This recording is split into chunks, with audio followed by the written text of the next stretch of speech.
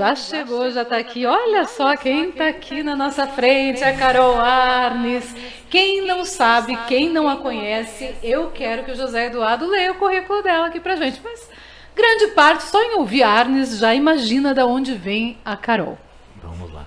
A força das mulheres e a ocupação de cargos diversos na política é um dos assuntos de hoje do Papo Reto. Minha convidada é a curitibana Carolina Arnes, de Santa Cruz Arruda, popularmente conhecida como Carol Arnes. Ela tem 46 anos, é casada e tem 2 filhas. Carol é advogada administradora de empresas, mestre em engenharia de produção, gestão de negócios da UFSC, né, de Santa Catarina.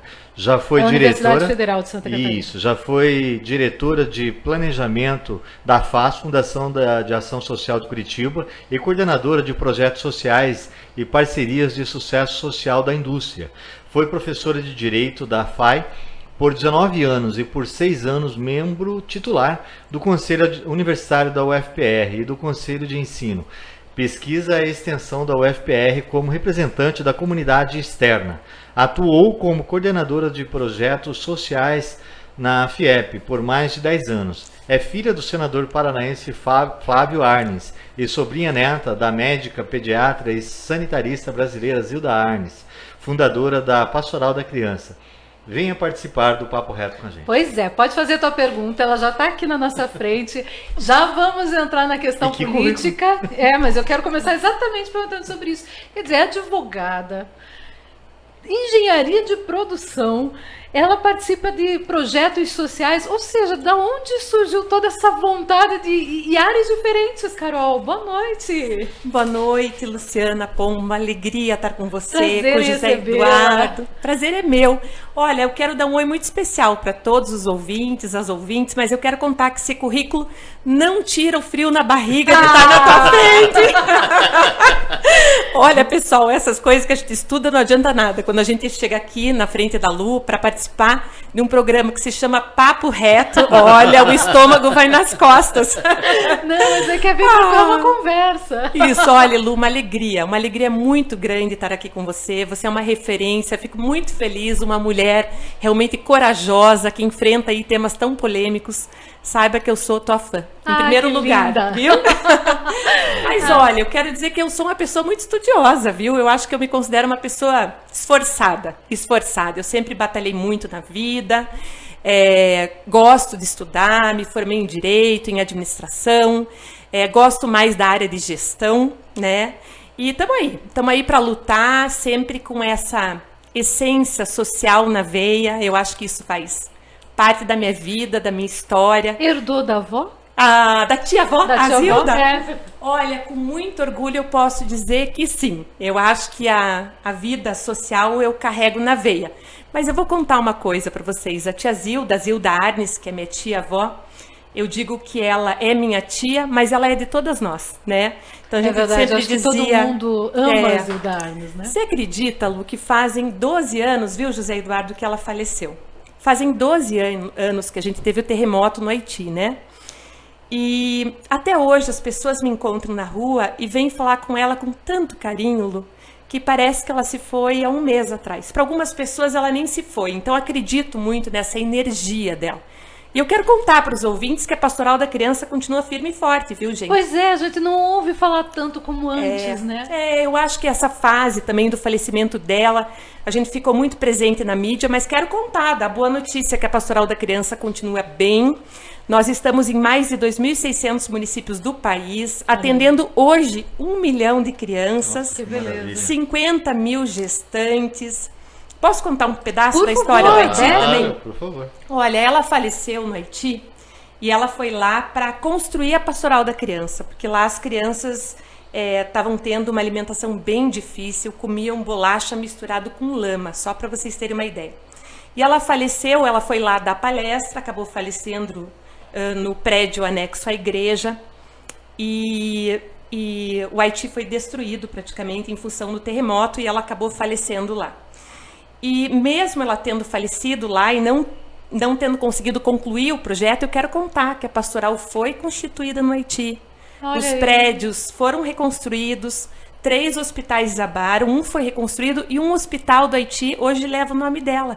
Hospital Zilda Arnes, que foi onde ela faleceu. Então, assim, ela semeou, né? Aí os frutos são colhidos hoje no Brasil, em tantos países do mundo. E teve esse reconhecimento ainda em vida. Poucas pessoas têm, né? É verdade. É verdade. Uma mulher muito batalhadora, né, Lu? Exemplo. Mas eu posso te contar também uma coisa? Olha, eu vou te dizer, a tia Zilda, ela teve... Eu quero falar isso especialmente para as mulheres. Primeiro eu quero perguntar quantos anos você tem, né? Tia Zilda criou a Pastoral da Criança com 50 anos de idade. Então, nasceu a Pastoral da Criança. Então, enquanto muitas mulheres pensam em parar, ela estava construindo. Então, a gente precisa construir muito no decorrer da vida. Acho isso muito especial. Viu só? Nunca mais me chame de velha. Eu sempre falo que eu não sou. Se prepare, José Eduardo. Se prepare, que a Lu vai longe. Mas que bom ouvir essa história, Carol. Porque a gente pensa assim, poxa, será que teve... né, progresso, tudo aquilo que ela fez, que ela construiu, e saber que as coisas continuam, é fantástico. E você continua trabalhando, está na pastoral também? Na verdade, eu sou voluntária da Pastoral da Criança. Eu até quero convidar as pessoas para irem no Museu da Vida. Então, a Pastoral da Criança em Curitiba, que eu já fui, maravilhoso, aliás. Fomos com o Ciro Gomes, aliás. Com o Ciro. Isso, ficou uns dias aí fechada em função do Covid, agora já está reaberto. Tem uma feijoada lá no sábado, gente, que vale a pena, e lá conta um pouquinho a história dela, né? Toda a trajetória. Você não gosta, mas me leve para feijoada. Eu irei. A gente vai para ajudar uma causa. Ela só te chama para trabalhar, José. E o pior é que sim, mesmo. Então. Mas lá é um lugar, um espaço de muita tranquilidade, de muita paz. A gente tem ainda muitos projetos, né? Sobre a questão da Pastoral da Criança. A gente quer ainda construir uma concha acústica lá, talvez, inclusive transportar o corpo dela para lá, para que fique no mesmo ambiente. Então, a gente sempre está pensando em novos projetos, novas ideias. Estamos aí, firme. Bom, você falou sobre novos projetos, novas ideias, e a Carol Arnes foi para política, né? Não bastou ser advogada, não bastou ser administradora de empresas, resolveu ir para política também. É verdade, eu realmente me considero uma pessoa corajosa, né? A gente sabe que a gente precisa de mais mulheres aceitando esse desafio, né, Lu?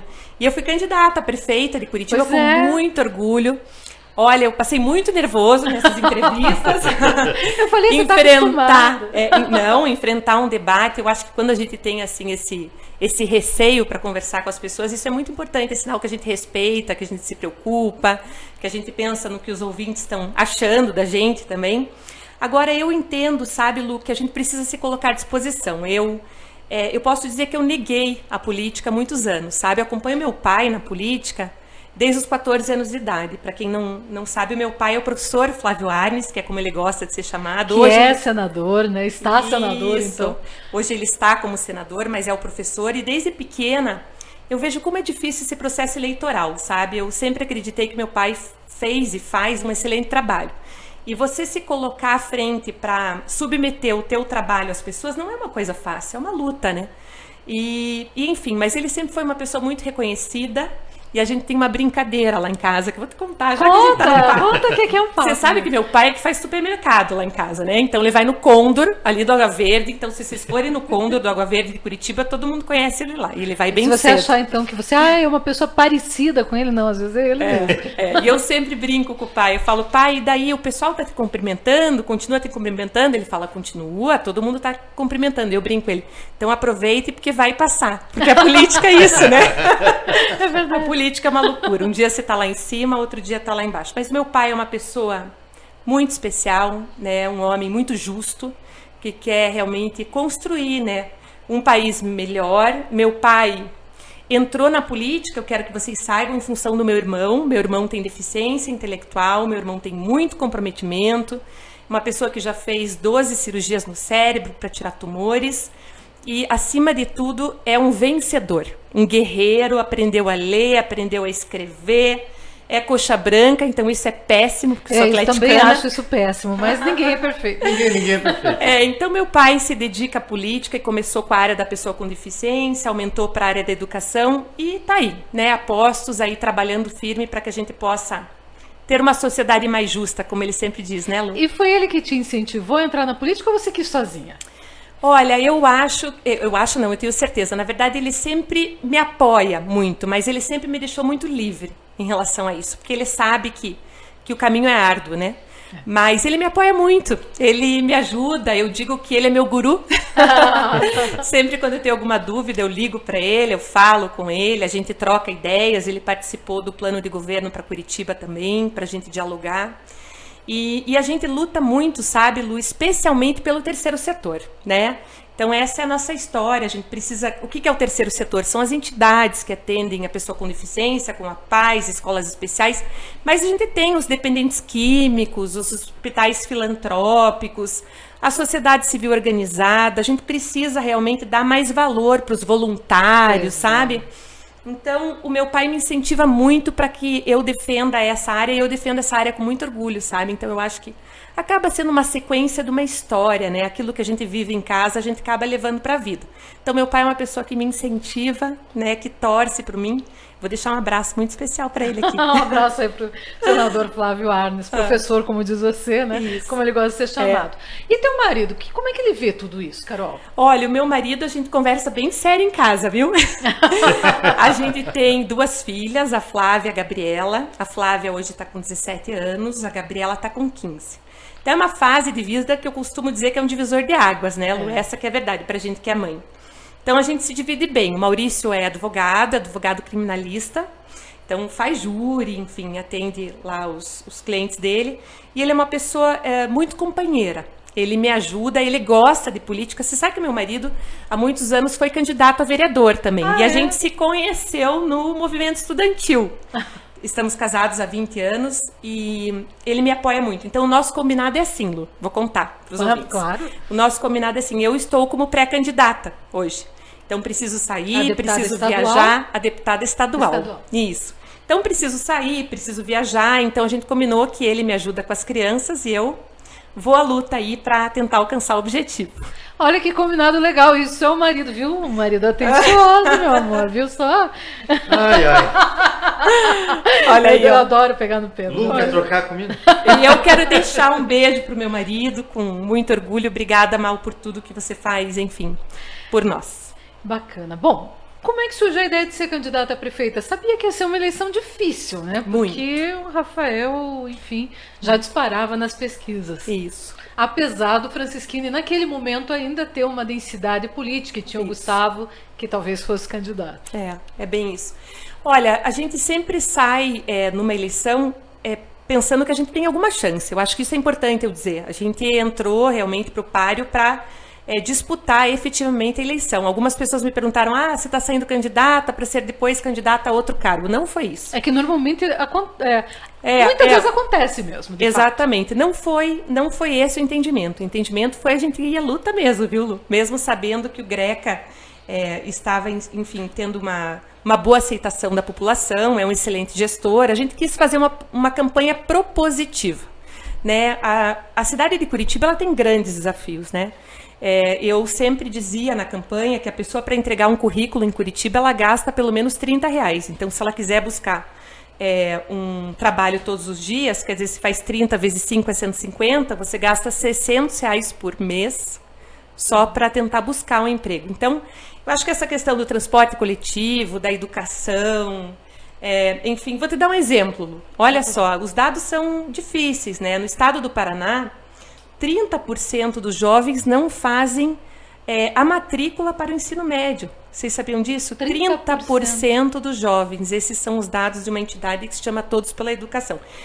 O ensino médio, ele é uma atribuição do Estado, não é uma atribuição do município.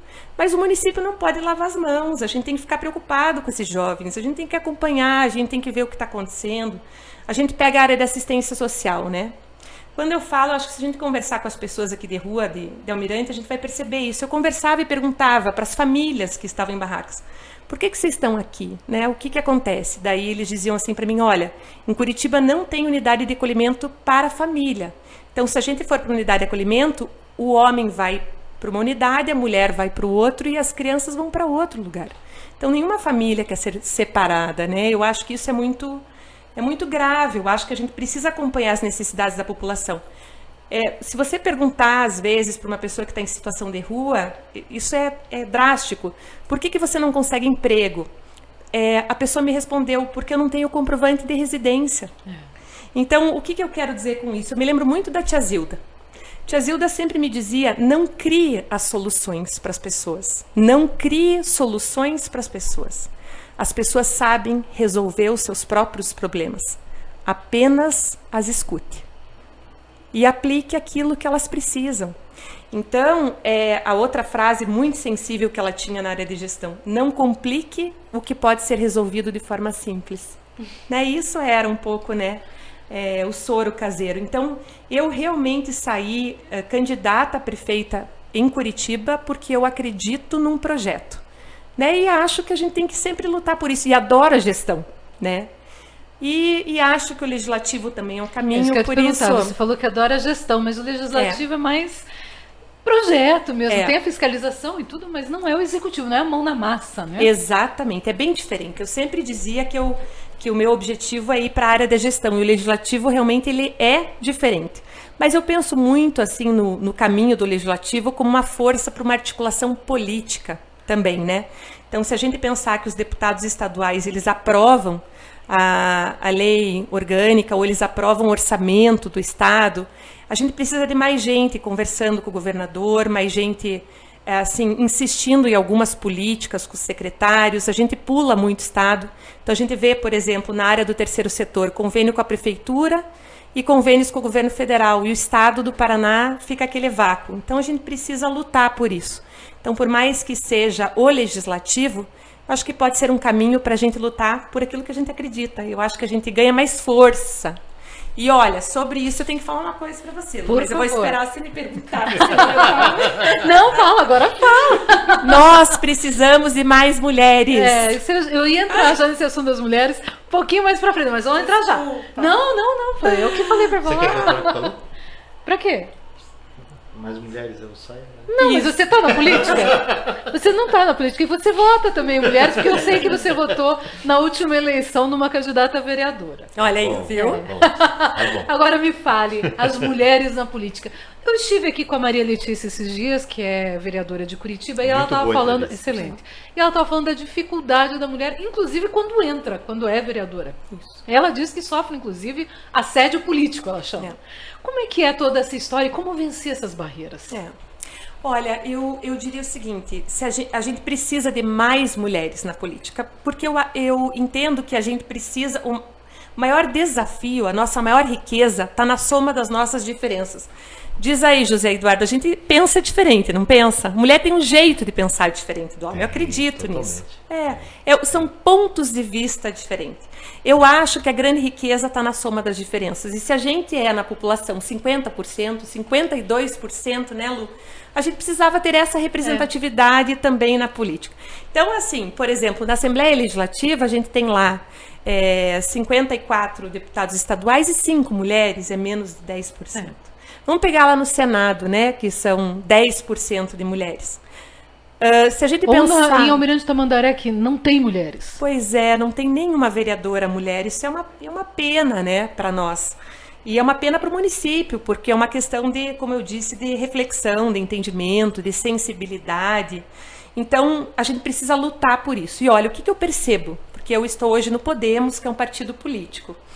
Então, assim, quando a gente montou nossas chapas para vereadora, isso há 2 anos atrás, eu percebi que muitas mulheres acabam desistindo na caminhada. Então, elas pensam em ser candidatas, elas têm esse interesse, mas muitas vezes elas não têm esse apoio na própria família, sabe?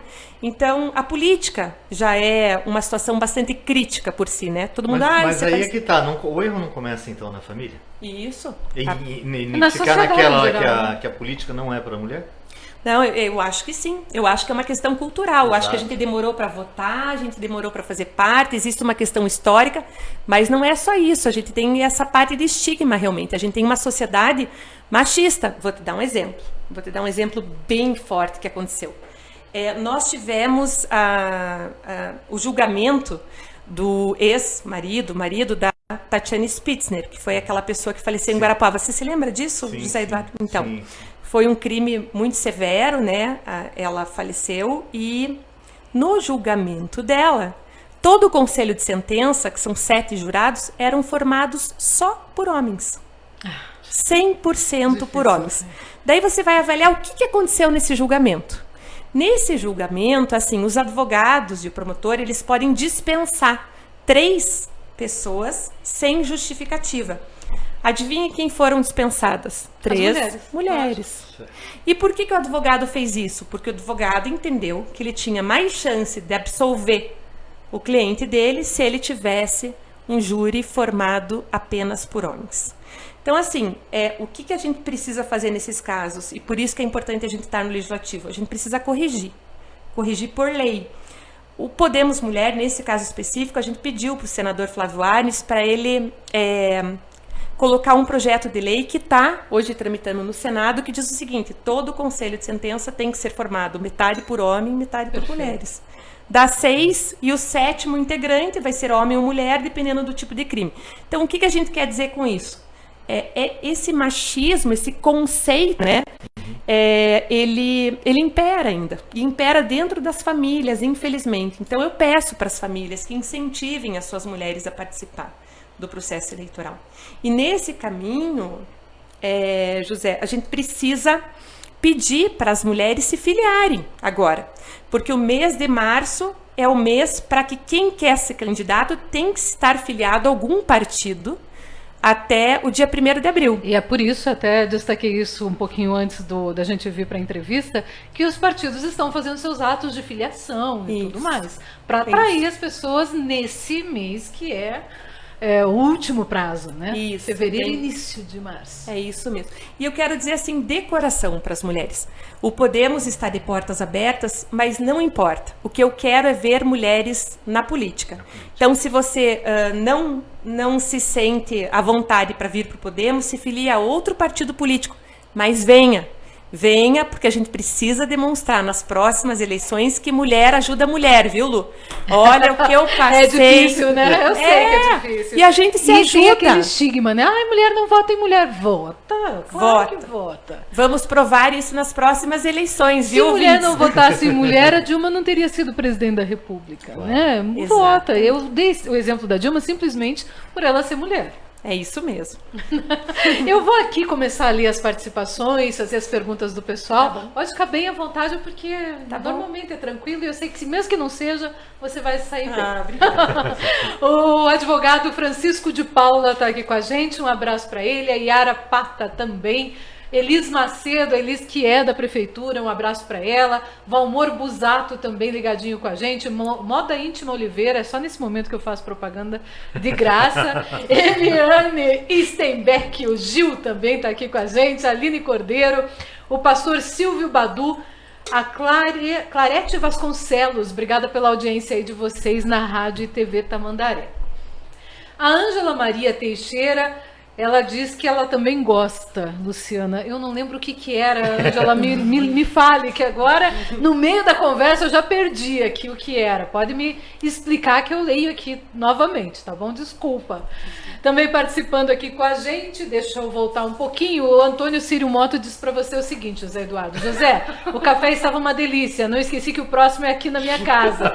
E você pare de pegar no meu pé. E deu risada, viu? Para de pegar no pé dele. Eu mandei tomar cuidado com o café, só isso. Mas você pega mesmo o pé. O Marco Aurélio, quando entra, você também pega no pé dele. Também a coitada Roberta. Também. Rachid. A Fabiola Jungles diz boa noite, Carol Arnes nos representa. Ela que, aliás, também faz parte do Podemos, né, Carol? Deixa eu deixar um abraço para ela muito especial, a Fabiola, que sempre acompanha a gente. Podemos, eu estou como presidente estadual do Podemos Mulher e a Fabiola é a nossa vice-presidente, que cuida de toda a região aqui da Miranda Tamandaré. E junto com a Elaine, dando um tchau para ela, que ela tá lá do lado de fora acompanhando.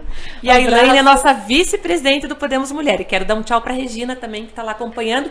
Um abraço para a Regina. Um abraço muito especial para uma pessoa que tá lá fora, que se chama Luciene. Luciene é filha da Lu Pombo, atende a gente tão bem, uma menina muito querida. Parabéns, viu, Lu? Obrigada. E está na política. Está na política. Ela está. Também faz parte da Rede Sustentabilidade. Um beijo para ela. Parabéns, Quem sabe Lu. um dia entre, né? Vamos ver o que Deus reserva. Regina Barbete diz: Carol Arnes é um exemplo de garra e determinação. O David Urbano, Robinho, que é do pessoal, um abraço para ele. Ele diz: boa noite. O trabalho das pastorais é extraordinário. Eu acompanhei muito de perto isso. A minha mãe foi ministra da Igreja Católica e líder da pastoral em Cajati, São Paulo. Ai, que Olha aí, lindo. que legal. Emocionante. Obrigada. Ele até cita o nome dela, que é a Dona Maria Urbano. A Elaine Sena diz: Dona Zilda, um exemplo de humanidade. E ela fala: boa noite a todos. Carol é um exemplo para as mulheres. A Madalena Cochuca diz: Madalena de Irati, Paraná, boa noite. Boa noite, Madalena, um abraço. Irati, terra boa. Cláudio Tozin dá boa noite, um abraço para o Cláudio Tozin. O Marcos Alves de novo aqui dizendo boa noite. Eu acho engraçado que em algumas redes sociais aparece ao lado o que a pessoa é na página, né? Quando aparece super fã, eu acho o máximo. Bacana, bacana. Deixa eu mandar um abraço bem rapidinho aqui. Um abraço pro Marcos lá de Balsa Nova, seu cunhado. Um abraço aí pro Marcos. Cunhado, o Marcos, a Malu, um abraço a eles. Um abraço pro Jeremias, um abraço pro... Você conhece o seu Ciro lá de Londrina? Ciro Novaes, meu pai amado, um beijo bem grande para ele. ele. O Wagner também, um abraço a ele. O Rodrigão, o único defeito dele é ser atleticano, mas não, a gente isso é boa, qualidade. Gosto dele. Gente boa. Um abraço também pro ex-prefeito da Minas Tamandaré, o Wilson Goinski, um abraço a ele. Tairone, grande Tairone, um abraço. Um abraço também pro Wallace, lá de São Paulo, Guarulhos. Um abraço, Wallace. Meu amigo, irmão, um abraço a você. Você lembra o nome de um médico? É Michael. Não, não é Michael. Clayton, desculpa. Fisioterapeuta Clayton, doutor Você Clayton, esqueceu desculpa. dessa vez? Ah, tá. Eu não estava preparada, estava aqui Então, pensando tá em outra bom, coisa. então tá bom. Um abraço também pro Marcos, meu cunhado lá do Mato Grosso, que é administrador de fazenda lá, uma profissão de honrosa, hein, e de muito trabalho. Um abraço também pro Djalma Malaquias. Um abraço a todos. Um abraço. A Samara Ferreira tá dando boa noite, um abraço para Um abraço pro ela. Eliseu Cinegrafista aqui, ó. Eliseu Santana, abraço para ele. Santana, um abraço. Simone Santos diz boa noite, Luciana Pombo, José Eduardo é entrevistada.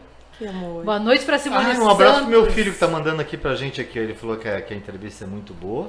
Ele mandou um abraço. Obrigada, aqui. um abraço para ele que é de Fazenda Rio Grande. Isso, Fazenda Rio Grande. Um abraço, filho. Um abraço, filho. Como é o Com nome Deus aí. dele? Natan Eduardo. Que bacana. Abraço, Natan.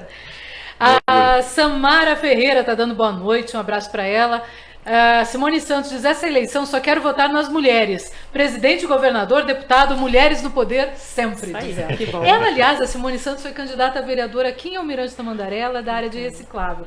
Me disse que não quer mais saber de política, mas eu quero te dizer, Simone, que o teu partido, o partido que você entrou, continua de portas abertas para você, independente da eleição. Eleição passa, sabe? Eleição pode ter sido difícil e é difícil. Sempre. Mas acaba passando e tem outra por aí que é um aprendizado, sempre um aprendizado. É difícil, né, para as mulheres uma eleição. Você estava falando que muitas desistem no caminho. É bem complicado, não é, Carol? Simone, não desista. Eu vou dizer que a candidatura a vereadora é a mais difícil de todas. A candidatura a vereadora é difícil, porque são muitos candidatos, um espaço pequeno. Todo mundo conhece alguém que é candidato a vereador ou vereadora. Então, eu posso dizer para você, eu fui candidata a prefeita, a candidatura a prefeita, as pessoas podiam escolher entre 20 candidatos. No teu caso, você estava disputando com 500 candidatos. Então, Simone, continue firme, não desista.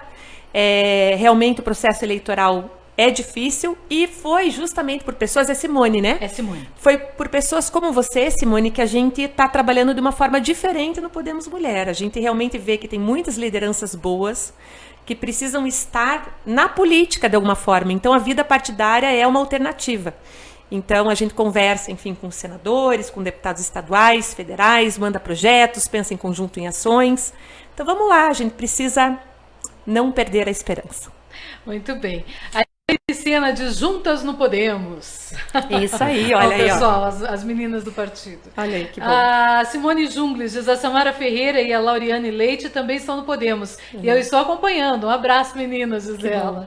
O Marcos Alves, novamente, aqui participando. Um abraço para ele. Deixa eu ver pelo WhatsApp as participações. Lembrando que o WhatsApp para sua participação é o 3537-9807. 3537-9807. Você que é de outra cidade, coloca o 41 na frente e pode mandar também seu recado aqui na Rádio e TV Tamandaré.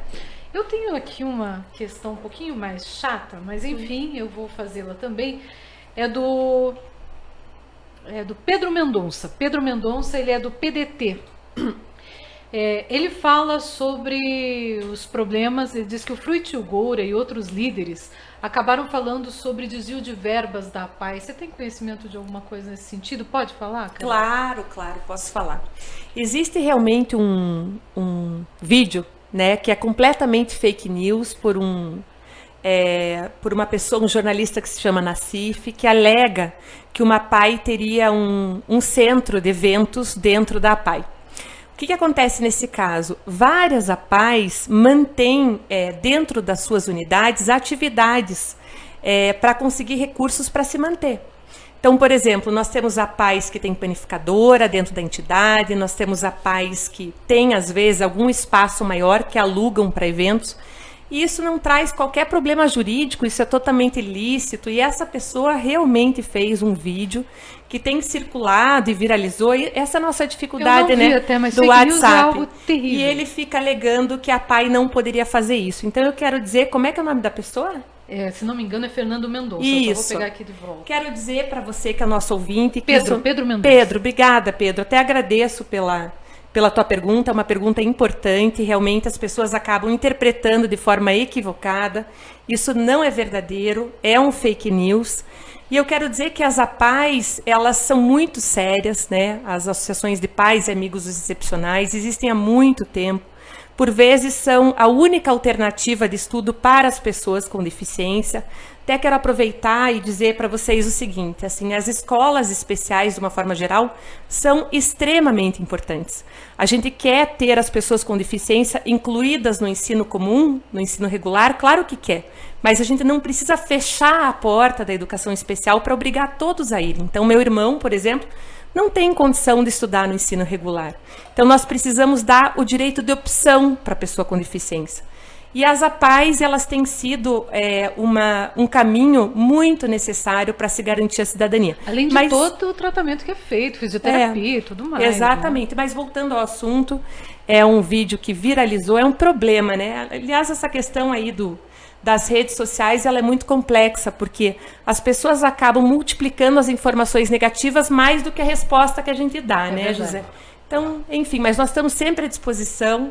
Você pode me procurar lá no Instagram, a gente pode conversar mais a esse respeito, mas eu garanto para você que as organizações são extremamente efetivas, alcançam bons resultados, mas a gente sempre tem pessoas aí do outro lado que querem atrapalhar o nosso trabalho. Infelizmente acontece mesmo um fake news, tanto que tem até presidente que é eleito através desse tipo de coisa. É isso mesmo. Salim Wenda participando com a gente, Ana Tomás também, um abraço para vocês. Sim.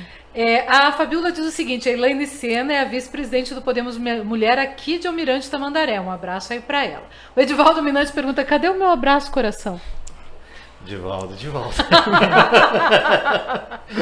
Faz parte. Também participando com a gente a Simone Santos diz, obrigada, sua linda, é verdade, não quero me candidatar, mas vou apoiar sempre as mulheres. Que bom. Isso é muito bom. O David Urbano, o Robinho, diz, quem mandou matar a Marielle Franco? Esse crime político não pode ficar impune. Como é que você vê essa história toda? Eu vejo de uma forma muito complicada, né? Fazem 4 anos ontem que a Marielle foi morta. Eu acho que para nós mulheres é realmente uma tragédia, né? Sob vários sentidos, uma pessoa que sempre defendeu os direitos da mulher. E a gente fica pensando, né, o porquê que até o momento a gente não chegou a uma conclusão desse caso. Mas quando a gente vê pessoas fazendo, como fizeram na Câmara Municipal de Curitiba, falando palavras de bacalhau com relação a Marielle, dá até um frio na barriga mesmo. Será que as coisas vão continuar dessa forma? Até quando? Quando que as mulheres vão ser desrespeitadas dessa forma? Continua. São embates permanentes, né? Então eu acho que é um desafio para nós mulheres enfrentarmos essa situação. E assim, nós precisamos realmente, nós mulheres, nos apoiar. A gente tem que enfrentar essas falas, nós temos que ir contra, a gente tem que exigir que esses processos sejam levados adiante para que a gente possa realmente chegar à conclusão dos culpados, né? O que não dá realmente é para que sejam impunes, né? Como aqui em Almirante Tamandaré, a morte de mais de 20 mulheres e que até hoje os que fizeram não foram punidos, não foram devidamente punidos. Nós temos algumas ações em termos de governo federal que estão sendo assim apresentadas e aprovadas agora, que são bem importantes. Nós temos um Fundo Nacional de Segurança Pública, né? E a gente conseguiu aprovar por meio de, enfim, uma emenda da nossa deputada federal, que é de São Paulo, que é a Renata Abreu. Vocês sabem que o Podemos ele é presidido por uma mulher, que é a Renata Abreu, e a gente conseguiu aprovar dizendo que esse fundo, 5% tem que ser destinado ao combate à violência contra a mulher. Isso foi bem importante, viu, Lu? Sabe por quê? Porque esse fundo tem R$1 bilhão. Então isso vai trazer para os estados 55 milhões. Mas sabe qual foi a parte mais importante da lei? A parte mais importante é que para você receber esse recurso, os estados vão ter que entregar um plano de combate à violência contra a mulher. Então isso é importante porque a gente vai ter que refletir, a gente vai ter que pensar, vai ter que ver as causas, então isso é muito necessário. A gente tem que falar sobre as delegacias da mulher, que são 11 só no estado do Paraná. Existe a Casa da Mulher Brasileira, que é um outro projeto que é possível também. A gente tem que falar sobre o formato de atendimento nas delegacias. Muitas mulheres se sentem desincentivadas a comunicar, né, até a agressão. Tem um homem muitas vezes atendendo. No período de pandemia, a gente aumentou em 40%, né? Mesmo assim, as mulheres acabam não levando ao conhecimento do poder público essa situação. Então, nós temos aí grandes desafios pela frente. A Laura está perguntando aqui o seguinte, ela faz o seguinte questionamento, ela diz que é de Paranavaí. As mulheres normalmente elas tendem a falar muito da questão da violência contra a mulher, mas deixam muitas vezes de lado a educação. Quais são os projetos com relação à educação? Olha, eu vou te dizer, assim, vamos falar um pouco de violência contra a mulher e educação um pouco, se até você me permite. Até porque é verdade, as duas coisas podem casar. Assim, você acredita... Como é que é o nome da ouvinte? Laura, você acredita, Laura, que 25% das faltas das meninas na escola, então vamos lá, 25% das faltas das meninas na escola é em função da falta de absorvente, que é o que a gente chama de pobreza menstrual? Isso é um número aterrorizante, né? Então, as meninas faltam à escola em função dessa dificuldade. Então, elas faltariam menos 25%. Então, esse é um dado que a gente precisa enfrentar dentro da área da educação. Então, nós precisamos ter mais políticas públicas para ceder para as meninas que não têm essa condição, né? Eu acredito que a situação educacional das mulheres, ela tem sido positiva. Se vocês forem avaliar, por exemplo, o número de mulheres no ensino superior já é superior aos homens. Então, a gente percebe que quando a gente tem os casos de matrícula, menos meninas desistem do que meninos. Agora, eu acredito que a parte mais importante para nós, enquanto educação, é a gente plantar, né? Plantar contra a discriminação, a gente ter mais ações dentro das escolas que enfrentem a questão da gravidez na adolescência. A gente tem que parar de discutir politicamente o assunto. A gente tem que discutir esse assunto tecnicamente. Eu estive na semana passada num hospital no interior, em Maringá, e daí lá eu fui acompanhar as adolescentes de 12, 13 anos tendo filhos. Isso é muito triste, é muito difícil para nós mulheres, né, Lu? Então a gente precisa realmente, o ambiente educacional é o ambiente mais promissor que a gente tem para a gente conseguir realmente prevenir esse tipo de situação. Então a gente precisa encarar isso. E eu vou aproveitar, eu sei que esse assunto não tem muito a ver só com as meninas, mas a gente precisa falar sobre saúde mental no ambiente escolar. Isso é muito sério. A gente precisa entender qual é o papel da escola e qual é o limite do papel da escola. Porque hoje a gente tem as redes sociais, tem Facebook, tem tudo. Então, quando a gente percebe algo que está acontecendo com essa criança ou esse adolescente no ambiente virtual, isso é papel da escola, isso precisa ser trazido para o ambiente escolar, sim. Porque nós, enquanto ser humano, somos um só, né? Mas, a gente precisa ter daí um esforço maior para ter psicólogo no ambiente escolar, para a gente pensar numa equipe de acolhimento, não para tratar o psicólogo não trataria a pessoa lá dentro, ele seria acolhido dentro do ambiente escolar. Então isso serve para meninas, serve para meninos, mas eu acredito que para a tua ouvinte, a gente tem uma causa em comum, que é realmente, desde o ambiente escolar, construir uma sociedade mais justa para nós mulheres. Eu acho que começa na escola, né? Agora você falou sobre saúde mental, e se a gente for colocar o número, infelizmente, de casos de suicídio que ocorrem, a maior parte é menina. E é até essa faixa etária de 17, 18 anos. Ou seja, são adolescentes que estão naquela fase ainda de formação. Isso. E que precisam ser atendidas. Exatamente. A escola precisa ser um ambiente acolhedor. Eu participei de um projeto piloto muito interessante. Nós fizemos um grupo de acolhimento numa instituição educacional para que esse grupo de acolhimento estivesse à disposição dos alunos, para que os alunos pudessem dizer, olha, tem um colega que está com uma atitude diferente, ou está sendo excluído, ou está se automutilando. E a gente percebe que, infelizmente, 20% das falas, né, geravam pessoas que tinham uma tendência ao suicídio, sabe, Lu? Então, foram, por exemplo, 100 pessoas acolhidas, 20% tiveram uma ideação suicida. Então, a gente tem que realmente falar sobre isso, né? É um assunto era tabu polêmico, durante muito tempo, mas é preciso falar sobre o assunto. A gente precisa falar sobre isso mais, é isso mesmo. Participando com a gente, a Samara Ferreira diz, Marielle vive.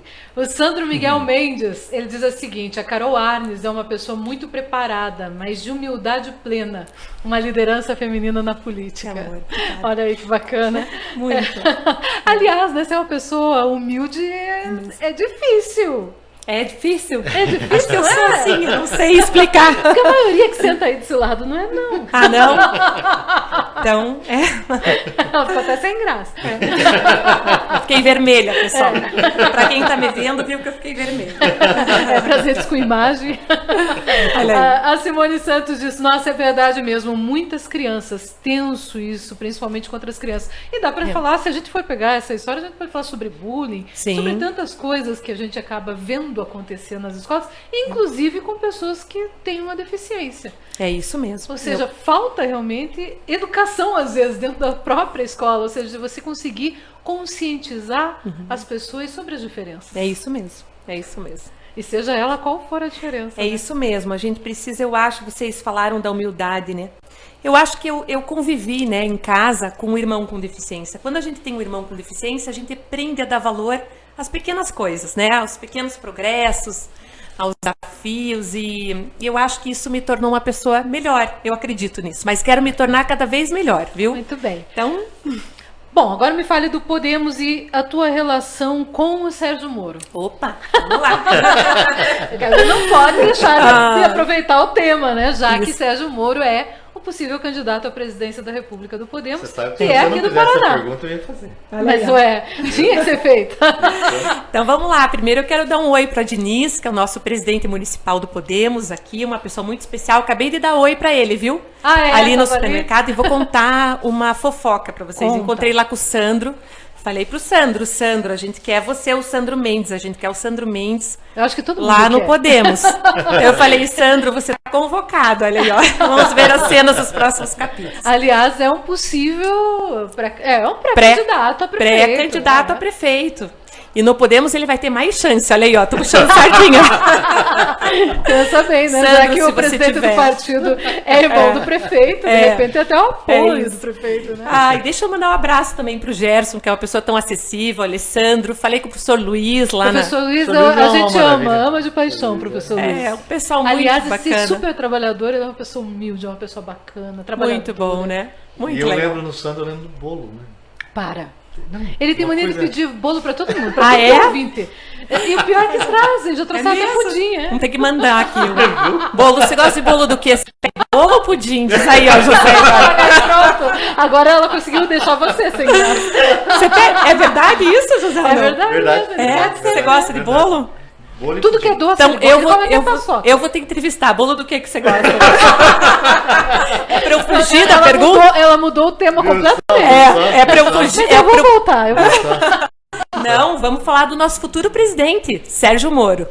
Olha, nós estamos muito animados, né, com a participação dele. Ele é candidato a presidente, vai até o final. Vai, porque muita gente diz que não. Vai, gente, por favor, abdiquem essa questão aí dele ser candidato a outro posto. Não é verdadeira, ele vai como candidato a presidente até o final. Até receber a faixa lá em Brasília, viu, pessoal? Vocês vejam como eu sou. Você viu como eu fã, sou otimista, né? número 1. Por que essa decisão pelo Sérgio Moro? Olha, o Sérgio Moro, ele é uma referência no Brasil, né? Nós somos um país ainda estigmatizado em função da questão da corrupção. Então isso é muito grave. Né? Continua. Eu acho que essa é uma batalha que a gente precisa ter ela como permanente, né?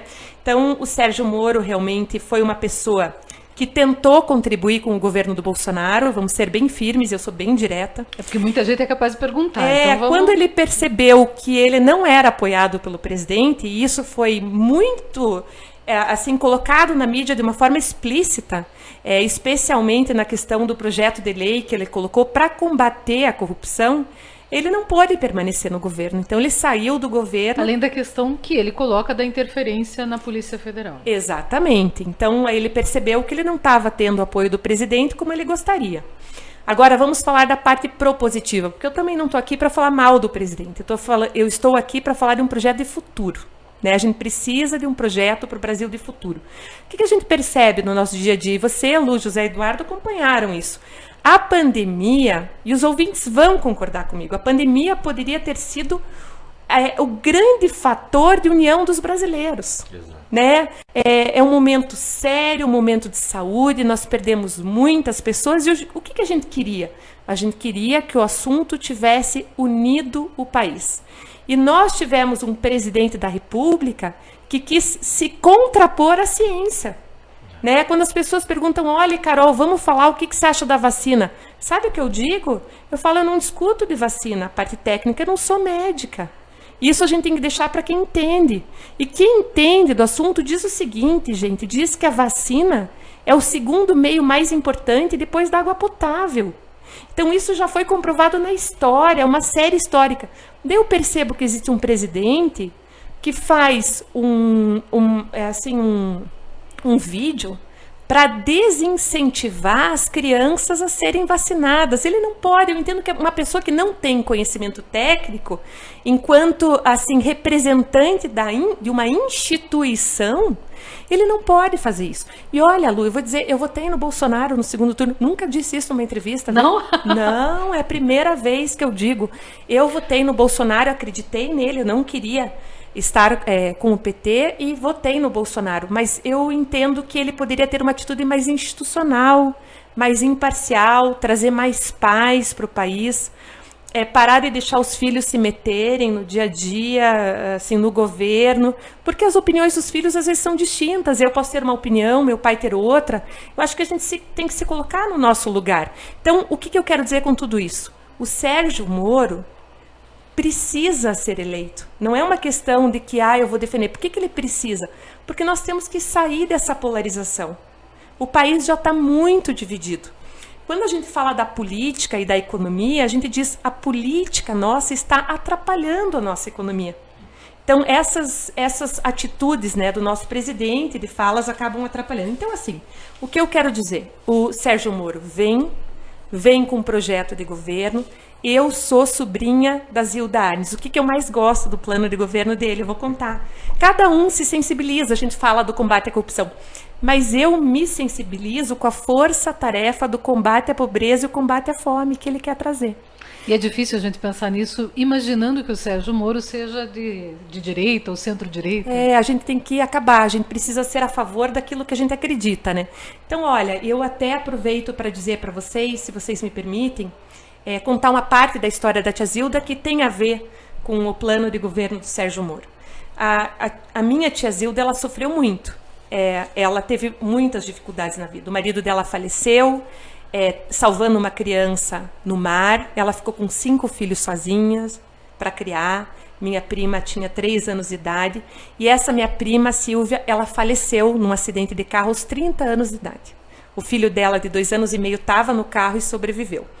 Então, a minha tia Zilda Arnes perdeu uma filha aos 30 anos de idade, autorizou a doação dos órgãos, foi uma coisa muito difícil. E eu posso mandar para você depois, viu, Lu? Teve um entrevistador que chegou para ela e falou assim: e a senhora ainda acredita em Deus depois de tudo isso? E ela falou: eu acredito em Deus. E ele perguntou: e o que mais te dói na tua vida? E ela falou: o que mais me dói na minha vida não é a morte da minha filha, é a miséria. Porque a miséria eu posso mudar e a morte da minha filha eu não posso mudar. Então, a miséria eu posso mudar. E o que a gente pretende com o Sérgio Moro? A gente pretende se voltar às pessoas nesse ponto específico do plano de governo para combater a miséria, combater a fome, combater a pobreza. Então, eu convido todos os ouvintes a conhecer as ideias dele, os projetos. A gente precisa de um projeto para o país. E vocês já viram que eu sou fã do Sérgio Moro, né? Nem parece. Não, que isso. Não, imagina. Você estava percebendo isso? Não, de jeito nenhum. Então, vamos lá. E olha, nós vamos fazer campanha, porque é assim, não existe campanha para presidente solta. A gente precisa ir no voto a voto. Então, convoco todo mundo a caminhar comigo nessa direção, porque vai valer a pena. Tem duas questões aí que eu quero puxar para te fazer nessa tua fala. A primeira, quando você fala que o Bolsonaro ele acabou sendo uma pessoa parcial. O que alegam do Sérgio Moro, o STF foi prova disso, é que ele foi uma pessoa parcial no julgamento de Luiz Inácio Lula da Silva. Como é que você vê essa questão? Olha, eu gosto muito da fala do próprio Sérgio Moro em relação a isso. O que ele diz? Ele diz até que existiu uma sentença que ele pediu para prender o Lula. Depois essa sentença foi confirmada pelo tribunal por 3 pessoas. E depois isso também foi confirmado pelo STF. E depois de um tempo, depois de muitos recursos, o STF acabou voltando atrás no entendimento dele.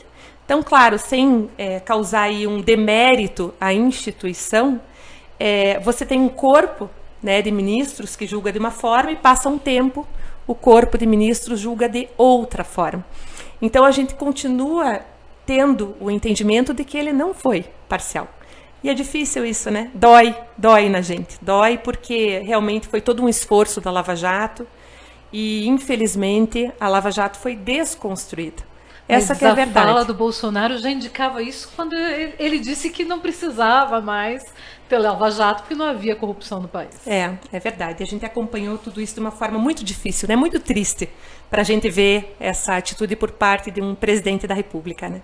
A outra questão que eu quero puxar aí, quando você fala que você precisa, que as pessoas precisam de um presidente como o Moro para tirar a pobreza, para acabar com a miséria e tal, a gente lembra que um dos grandes motes da campanha de Luiz Inácio Lula da Silva é exatamente esse. Ele foi um presidente, segundo as pessoas que falam isso, ele foi um presidente que auxiliou essas pessoas que estavam de baixa renda, deu dignidade para essas pessoas e agora ele vai voltar a dar dignidade porque essas pessoas estão na extrema pobreza. Isso. Como é que você vê isso? Eu vejo que todos os governos têm a parte boa. Eu acredito nisso. A gente não pode negar as partes boas do governo.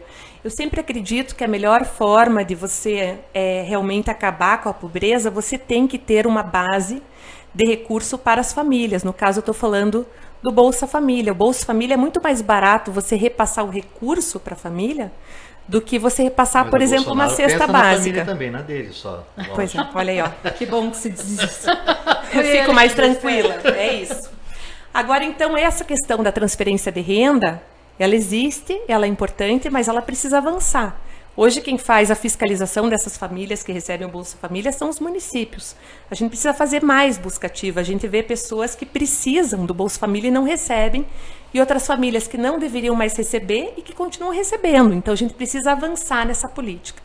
Então, essa questão que você falou da área social, eu digo para você, o governo do Lula, ele teve a parte boa também, né? As pessoas dizem isso, mas eu acredito que nós podemos avançar. Esse é o grande objetivo, a gente tem que avançar. Nós estamos conversando aqui com a Carol Arnes e a gente não podia deixar de falar do Sérgio Moro, logicamente, que é o pré-candidato a presidente da República pelo Podemos. E segundo ela, vai até o fim nessa disputa. Eu vou falar sobre pesquisa eleitoral daqui a pouquinho, mas vou citar algumas pessoas que estão aqui participando. O Dirceu Gsboski está aqui participando com a gente, um abraço para ele. Kazu Kubete, Max Mudov, o Agnes, um abraço para o Agnes, cantor, diz boa noite, lindos. Boa noite para ele, ele boa citou noite, até Agnes. você nesse lindos, viu? Para você Sério? parar de dizer que ele... Não, mas depois que ele trouxe o não cita pudim, eu você. aceito. Depois que ele trouxe o pudim, eu aceito. Tá bom, tá bom. Ai, meu Deus Ele do trouxe céu. mesmo. Já que Aí ele trouxe o pudim. trouxe. Eu acho que ele não aceitou, que tinha que ser bolo. Ou não? Não, ele aceitou. Ele até pediu pra ele pediu diretamente o pudim. é? Foi. Cada vez ele Ah, tá foi? comprando uma Foi, coisa. eu te perdoo se você trouxer o pudim, ele trouxe. Ele trouxe o pudim, que barulho. A Simone Santos disse, tadinha, você deixou ela virar um tomate. Deixei mesmo. Eu vi. Eu falei. A Fabiola Jungli diz, viu, Sandro Miguel Mendes, você foi intimado. É verdade, ela intimou, eu vi. A Simone Santos diz, miséria é verdade, é triste. A gente vê muitas pessoas passando necessidades. Eu não tenho para ajudar sozinha, mas luto sempre para arrecadar alimentos para ajudar meu próximo. Dói saber que tem alguém passando fome, isso é triste. É verdade, é complicado, é triste. Né? As pesquisas eleitorais, elas têm demonstrado, até hoje, que a de hoje não demonstrou isso, mas as que foram publicadas até ontem, que muita gente está deixando Ciro Gomes e deixando Sérgio Moro e indo para os braços do Bolsonaro. Como explicar isso e o que fazer para mudar? Olha, primeiro nós temos que trabalhar mais, né? Precisamos fazer com que o Moro cresça nas pesquisas. Agora, as pesquisas, elas judiam, né, Lu? Vamos falar a verdade. Olha, eu vou dizer uma contra coisa. a pesquisa, apesar de ser a favor a totalmente a liberdade de expressão, mas eu acho que a pesquisa acaba manipulando muito. É difícil, é difícil. Vocês sabem, eu vou contar até um caso específico meu que eu vivi. Eu me lembro na última eleição para o Senado, que era um dia antes, e eles vincularam a questão do Ibope. E me recordo que o Requião estava em primeiro lugar com 40%. O Oriovisto estava em segundo lugar. Depois vinha o Beto Richa e daí vinha meu pai. E quando eu vi isso na Rede Globo, eu falei, puxa, eu fui para casa, eu disse para o meu marido, acho que a gente perdeu a eleição. Porque muita gente gosta de votar, né, Lu, em quem está ganhando. É verdade. Então é difícil, as pesquisas realmente... Então, o que eu acho? Primeiro que a gente tem que ter muita cautela em relação à pesquisa, porque a gente tem que ter preocupação, sim, porque a gente não sabe onde é que estão fazendo essas pesquisas, enfim. Mas a gente precisa acreditar nelas. Apesar de eu ter tido muita dificuldade, a gente precisa acreditar e trabalhar mais. Precisamos fazer com que o Moro suba nas pesquisas, a gente tem capacidade para isso e a gente vai lutar por isso. Eu tenho uma sensação que essa eleição, não sei o que vocês acham, mas vai ser uma eleição muito silenciosa. As pessoas estão muito cansadas. Já na última eleição para presidente, a gente teve muita polarização, muita briga de família. Lembram-se disso? Muita gente no WhatsApp proibindo eu lembro que de a minha falar. família, a gente tinha um grupo de WhatsApp há muitos anos. Isso. Acabou. É isso mesmo. Acabou. Olha, muitas famílias dizem no grupo de WhatsApp, não podemos mais discutir política. Eu sinto, Lu, que isso veio da última campanha. Foi isso, né? Mudou o perfil. Olha, a última campanha mudou o perfil do brasileiro. E a gente que pensa em ser candidato tem que ficar de olho nisso. Então, sinto que vai ser uma eleição silenciosa. E quem está em silêncio, eu acho que vai votar. Eu sou suspeita, mas no Sérgio Moro, que é a terceira vez. Então, vamos lá, pessoal. Temos que ir para o segundo turno para que a gente possa dialogar sobre aquilo que é importante para o nosso país. Essas pessoas que não estão nos extremos, né? Porque se a gente analisar os extremos, eu acredito que vai ter muita guerra, muita briga na rua, muito problema relacionado às extremidades. Vocês estavam falando do excelentíssimo Bolsonaro. Ontem eu vi um vídeo, daí um especialista, ele falou que o maior erro do presidente foi ele se achar maior que uma pandemia e querer ser muito mais inteligente do que a própria ciência. E subestimou essa pandemia e quis se achar o ser todo-poderoso. Ele falou assim, esse foi o maior erro que um político poderia ter feito na vida.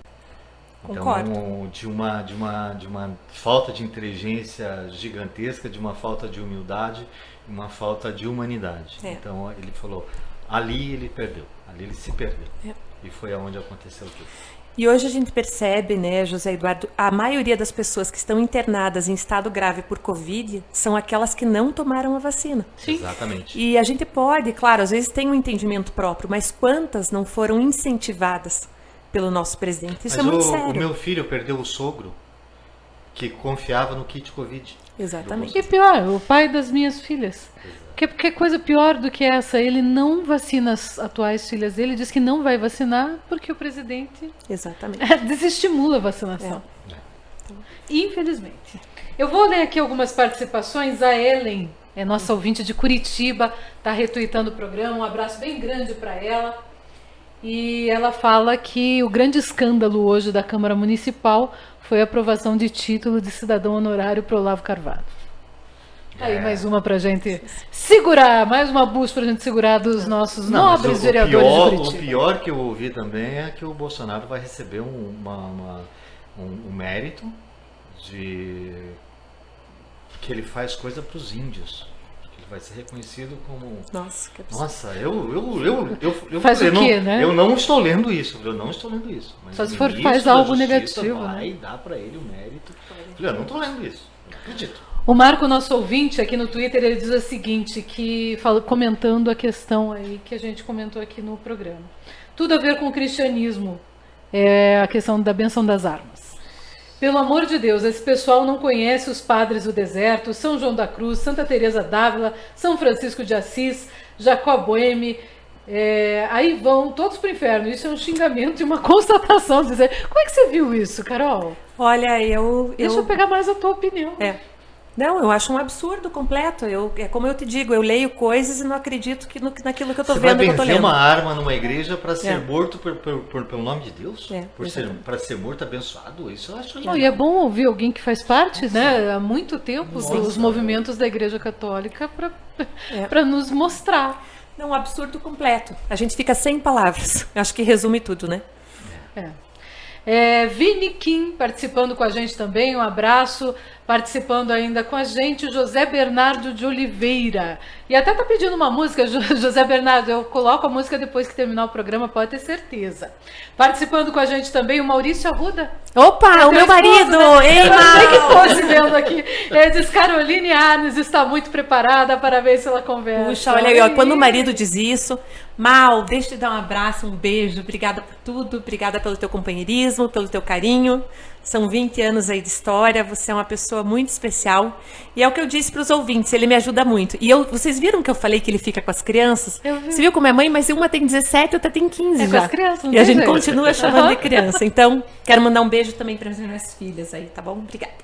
Muito bem. O Cláudio Santos, que é locutor, ele diz boa noite a todos. Um abraço grande para o Cláudio Santos. Logo ele volta com o programa Show da Noite aqui na Rádio TV Tamandaré, tá se recuperando aí. Ficou um pouco doente, mas logo vai estar por aqui. Ele tem que dar sossego para a esposa dele e vir trabalhar, né? A Simone Santos diz, Carol Arnes, gostei de ti. Bora, conte comigo. Tamo juntas. Queremos alguém que lute pela população e você tá preparada. Diz a Simone Santos. Olha que legal. Tá. Obrigada, Simone. Vamos juntas.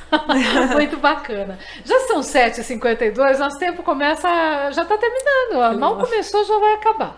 A Simone Santos, rapidinho, eu vou ler aqui mais umas participações. A Simone Santos diz, Bolsonaro é todo errado, infelizmente. E o João Carlos diz, chora petralhas. Deixa eu te dizer, João Carlos, que a Carol não tem nada a ver com o PT, viu? Deixar isso bem claro, que às vezes as pessoas confundem. Acho que todo mundo que bate ou fala alguma coisa que desagrade os bolsonaristas acaba sendo chamado de petralha, de esquerdista. É isso mesmo. É difícil tirar o rótulo, né? Difícil. Carol. A gente está fora das polarizações, né? A gente está aí buscando uma terceira via que a gente diz que é a única via. Legal. Muita gente perguntou, mas por que não une, então, todos a terceira via? Tem o Eduardo Leite, tem o Sérgio Eu Moro, gosto tem dessa o ideia. Ciro Gomes até também. Eu gosto, e olha, as conversas estão acontecendo, viu, Lu? Não mesmo? Então, que eu bom acho isso. assim, a gente precisa pensar bem em quem vem para vice. A gente tem aí a possibilidade do União Brasil, dentro do União Brasil existe o Bivar, o Mandetta, né? Mandetta está dentro do União Brasil. Eu acho que a gente tem que conversar com todo mundo, tem que conversar com o Dória, tem que conversar com a Simone Tebet. Eu sou suspeita. Que, aliás, é uma ótima candidata. Ela é senadora, uma mulher. Eu, como mulher, torço pela Simone, porque a gente quer se ver também lá, né, Lu? Acho que esse é o grande objetivo. E vamos lá, temos que conversar com outros partidos, sim. A gente não pode acreditar. Aliás, acho que um ouvinte falou isso. Uma andorinha só não faz verão. É isso mesmo. Eu estava ouvindo ele. Eu acho que a gente precisa se unir para caminhar juntos. Muito bem. Outra coisa que eu quero te perguntar antes de encerrar, até era ainda sobre essa questão do que vem por aí, do que vai acontecer e tudo mais. Segundo turno já está meio que desenhado, segundo todo mundo fala. Você falou terceira via, né? Uhum. Essa terceira via ainda tem chance de pegar? Claro. Você está dizendo do Sérgio Moro, é isso? A terceira via. Tem. Tem o Sérgio Moro, Ciro Gomes, uma terceira via. Eu não disse que a terceira via é ele. Claro. Então... eu gosto de dizer que é a única via. Eu acho que, olha, as coisas mudam demais na política. Olha, nós estamos há 4 meses das convenções. O pessoal diz quando que nós vamos definir o vice do Sérgio Moro. Sabe que dia, pessoal? Dia 10 de agosto. Então, até lá a gente tem uma vida. Vamos lá, nós estamos em abril, maio, junho, julho. Nós temos 4 meses pela frente. Isso no processo eleitoral é uma vida inteira. Então, eu acredito que nós temos grandes possibilidades de crescer. Nós chegaremos lá por meio de muito trabalho. Não vai ser uma eleição fácil. É como eu digo, vai ser voto a voto. E quem tem consciência de que isso é necessário, a gente precisa trabalhar desde já, viu, Lu? Rapidinho, João Carlos disse: as armas fossem tão perigosas, o Papa não armaria suas seguranças. O Antônio Círio Moura, Mota, querido, diz o seguinte: temos que nos preparar para tirar o Bolsonaro. O João Carlos diz que você pode não ser petralha, mas é de esquerda. Olha aí. Eu vou contar por quê. Eu acho que Posso falar? Vamos falar rapidinho, um pouquinho. Mesmo que passe, as pessoas sempre, às vezes, acabam achando que quem é do povo é de esquerda. E eu acho que isso a gente precisa desconstruir, essa ideia, né? Mas se eu for do povo, se o fato de eu ser do povo me considera como esquerda, então posso dizer que nesse ponto específico eu sou esquerda, né? É só nesse ponto, né? Só nesse ponto. Bom, vamos ter que encerrar a nossa conversa, infelizmente, mas eu vou deixar o microfone aberto para você fazer suas considerações finais, Carol. Ótimo, eu acho que, olha, o grande desafio nosso de volta. Eu quero aproveitar, quero agradecer, Lu, muito a você, ao José Eduardo. Foi uma conversa muito agradável. Foi muito bacana, obrigada. Obrigada pela oportunidade. Eu sei que às vezes a gente não pode sempre achar que a gente está correto. Eu acho que o grande objetivo é a gente dialogar. Estou à disposição de todos. Me procurem no Instagram, é Carol Arnes Oficial. Eu estou à disposição de todos, sempre. Eu quero dizer que a gente tem um grande desafio hoje, Lu, que é a convocação das mulheres. Eu preciso fechar realmente a nossa conversa pedindo que as mulheres se filiem aos partidos até o final de março para poderem estar à disposição para uma candidatura. Não, se você ainda não tomou a decisão se quer ou não ser candidata a deputada estadual, a deputada federal, a senadora, a governadora, você precisa estar filiada a um partido para poder tomar essa decisão até agosto. Então faça isso. Participe de um partido político. A gente precisa de você. E tem que ser através do partido político. Tem que ser. Então, eu faço uma convocação para as mulheres, independentemente de partido político. Nós precisamos estar juntas nessa causa, né? A grande riqueza está na soma das nossas diferenças. Eu não sou de forma alguma contra os homens, aliás, ao contrário. Eu sei que é ruim eu falar isso no final, mas a gente teve aquela fala do Arthur Duval contra as ucranianas. Eu digo que o Arthur Duval, ele envergonha mulheres e homens de bem. Então, ele não envergonha apenas mulheres e homens de bem. Então, eu defendo os homens muito também, mas a gente precisa de mais equilíbrio. Eu deixo um abraço muito grande para todos os ouvintes. Gratidão por estar aqui. Obrigada pela E vou estar sempre a postos. Sempre. Eu vou ter que fazer mais uma última pergunta. O governo do estado vão com quem? Uau, essa pergunta precisava da conversa inteira. Então vamos lá. Assim, olha, eu quero dizer que eu sou uma grande fã e uma incentivadora do Álvaro Dias. Senador Álvaro Dias é uma pessoa muito importante para o desenvolvimento do nosso país e eu estou firme e forte para que ele seja de volta senador da República. Então, Álvaro Dias. Então, o que acontece? Papo reto agora. Olha aqui o papo reto. Nós queremos estar juntos com o Ratinho desde que a gente consiga ter um candidato ao Senado, que se chama Álvaro Dias. Meu Deus, o Guto Silva vai pular. Então, o que acontece? Quando que isso se define, Lu? Só no dia 10 de agosto. Então, até lá a gente não dorme. A gente que é mulher não dorme.